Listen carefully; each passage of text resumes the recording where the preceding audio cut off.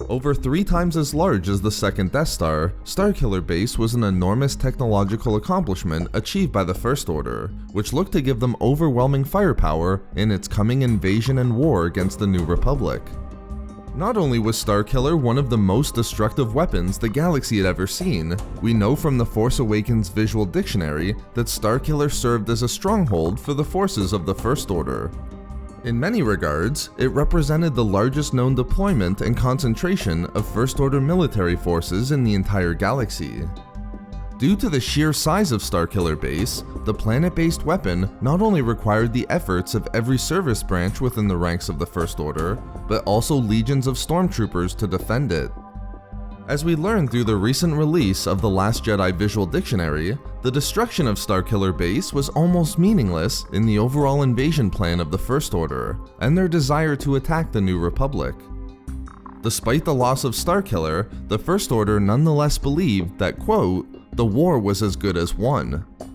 Therefore, it must be asked, if Starkiller Base represented the largest concentration of the First Order's military forces, why didn't its destruction cripple the First Order military, or cause a setback in their invasion plan regarding the New Republic?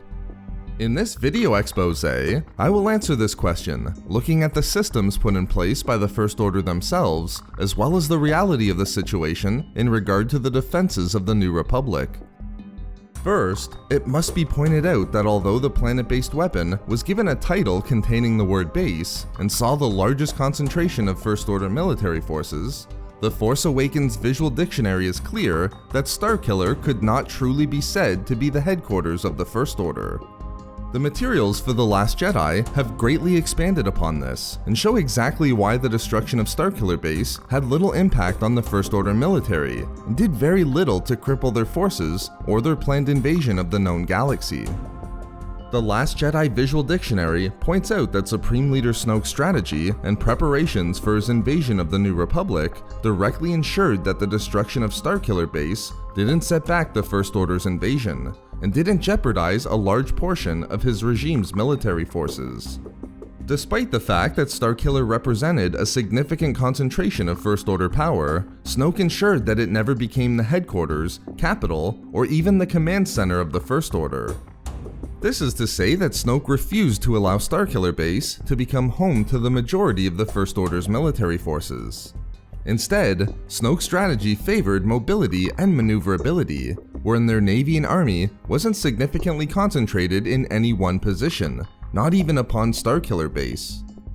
Therefore, although Starkiller represented the largest concentration of the First Order's military power, it was still only a mere fraction of their total forces.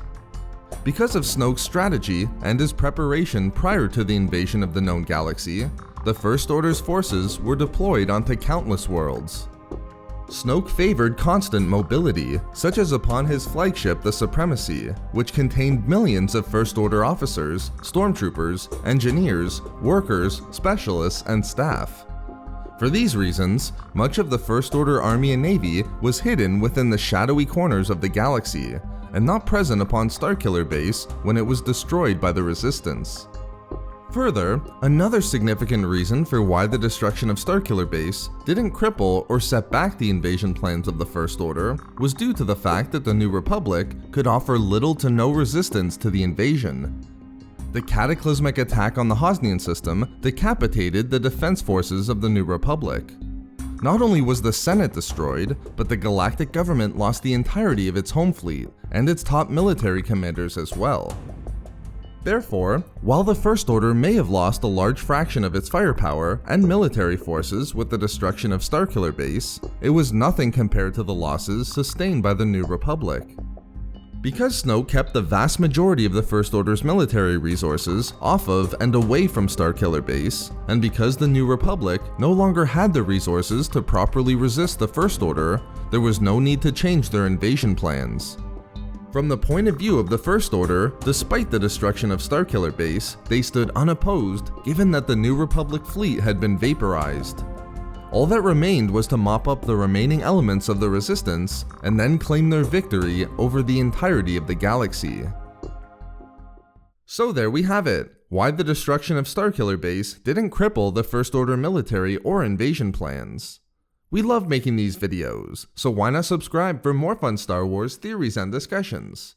Also, if you enjoyed the video, think about giving a like or leaving a comment.